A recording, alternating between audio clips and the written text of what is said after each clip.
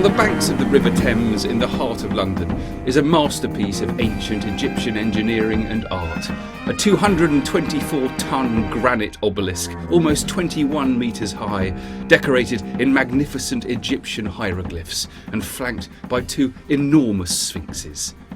This is the remarkable story of how it got there.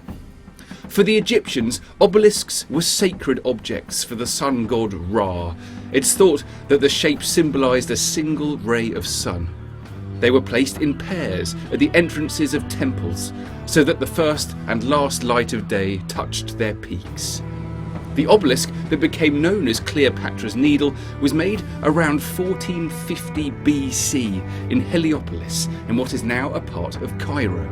It was moved to Alexandria by the Romans in 12 BC, where it remained, lying on a beach for almost 2 millennia. But in 1819, to commemorate Horatio Nelson's great naval victory over Napoleon in 1798 at the Battle of the Nile, the Sultan of Egypt presented the obelisk to the government of Great Britain, but with no suggestion as to how the British might claim their reward. In eBay terms, this was collection only. Unsurprisingly, the obelisk stayed where it was. But 58 years later, a Scottish traveller and soldier in the British Army, James Alexander, heard of the story and became interested in the challenge that Cleopatra's Needle posed to a mighty maritime empire. He convinced a wealthy and philanthropic businessman, William Wilson, to fund a project to move the 224-ton granite obelisk 3,000 miles to London, a seemingly impossible task. Enter John Dixon, a talented and energetic civil engineer from Durham who had made his name building the first railway in China. Dixon's solution was to make a prefabricated iron vessel in London, take it in pieces to Alexandria and assemble it around the obelisk. The iron tube with the obelisk nestling inside would then be towed back to London. For the first time, we can now show exactly how they did it. The vessel would be oriented so that its bow was at the base of the stone. Troughs of sand were dug from beneath the obelisk, which was then jacked up and supported on beams. The keel and prefabricated bulkheads were then fitted at intervals of 10 feet. These supported the obelisk. Wooden inserts sat between the metal and the stone, preventing scraping and any damage to the ancient carvings. The main bulkheads were then added, with intermediate supporting rings between them, that would be used to attach the outer hull plates. Longitudinal beams were then fitted, and internal reinforcement added to support the superstructure, and a forward walkway.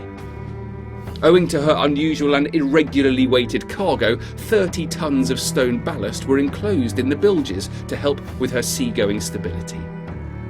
Now, the outer hull plating could be riveted in place, and the unusual lines of the vessel seen, a fully cylindrical form, 92 feet long, with ends pinched to form the vertical bow and stern.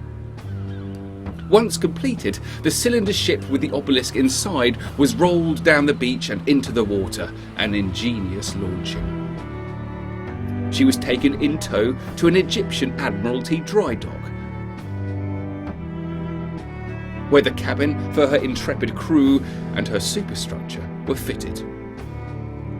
The rudder mechanism attached, along with the bow breakwater cylinder, which supported the front end of the forward gangway. A mast was fitted and rigged, with a small sail to add stability. Various other small fittings were added to finish her.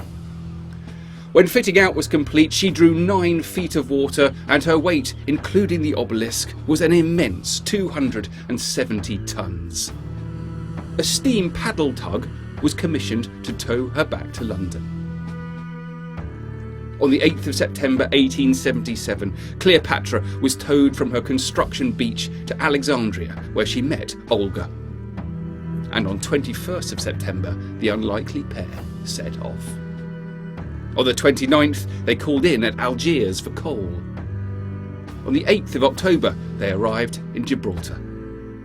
6 days later, they passed Cape Finisterre, when events took a turn for the worse. A terrible storm in the Bay of Biscay caused stability problems for Cleopatra. Olga attempted to take off Cleopatra's crew, but lost 6 of her own sailors. Cleopatra's crew were eventually taken off, and as the Cleopatra was endangering the Olga, the tow line was cut, leaving the obelisk and her vessel to their fate. It was assumed she was lost. But on the 15th of October, Cleopatra was spotted by the steamer Fitzmaurice. 2 days later, she was taken under tow and arrived at El Ferrol in Spain, where she stayed for 3 weeks. In the new year of 1878, a new steam tug, Anglia, arrived from England to resume towing. On the 21st of January, the pair arrived at Gravesend. Anglia departed, and Cleopatra was towed to the East India. On the 2nd of February 1878, she was towed to a mooring off St Thomas's Hospital opposite Westminster. And on the 30th of May 1878, she was moved to her final destination on the Embankment. On the 6th of July, 3,328 years after the obelisk was built, it was removed from the vessel and it was brought ashore in the heart of London. Her epic voyage behind her and the sole purpose of her existence now achieved, Cleopatra was unceremoniously broken up for scrap on the banks of the River Thames.